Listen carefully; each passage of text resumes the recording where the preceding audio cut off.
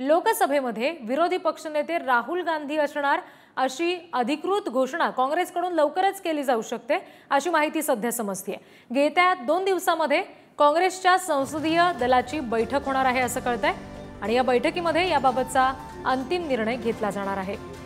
India आघाडीच्या वतीने एकत्रितपणे राहुल गांधी यांना विरोधी पक्षनेते पद दिले जाणार असं समजतंय।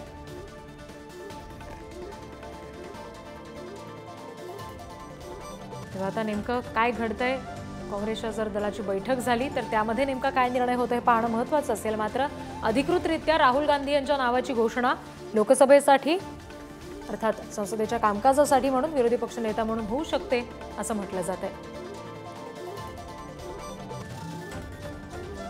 एक बैठक या संदर्भात होणार आहे असं समजतंय आणि बैठकीअंती नेमका काय निर्णय होतोय त्यावरून पुढचं चित्र स्पष्ट होईल। मात्र लवकरच काँग्रेसकडून राहुल गांधी यांच्या नावाची घोषणा होऊ शकते असं सध्या म्हटलं जातंय।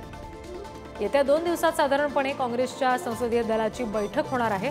या बैठकीत चर्चा केली जाईल आणि यावर शिक्कामोर्तब केलं जाईल। मात्र सध्या तरी राहुल गांधी यांच्या नावाची विरोधी पक्षनेते म्हणून लोकसभेसाठी नावाची घोषणा होऊ शकते असं सध्या म्हटलं जातंय। तर सत्ता स्थापनेसाठी म्हणून लगबग सुरू आहे इंडिया आघाडीकडून। प्रतिनिधी शिवाजी काळे आपल्याशी जोडले गेले, त्यांच्याकडून अपडेट्स घेऊया। शिवाजी, विरोधी पक्षनेते म्हणून राहुल गांधी यांच्या नावाची घोषणा होऊ शकते का, तसे काही संकेत मिळतात का?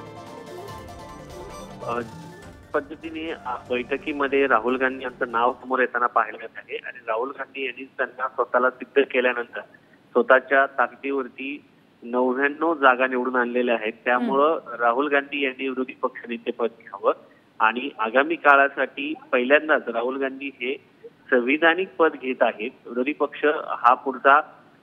पक्षनेता हा पुढचा पंतप्रधान म्हणून ओळखला जातो आणि त्याच्यावरती एक प्रमुख जबाबदारी असते आणि त्याला एक मंत्रिपदाचा दर्जा देखील असतो। त्यामुळं राहुल गांधी यांनी हे पद घ्यावं अशी जी विनंती जी आहे ती इतर घटक पक्षांकडून केली जात आहे। त्याचबरोबर पक्षाचे जे खासदार आहेत त्यांनी देखील असं सांगितलं जात आहे।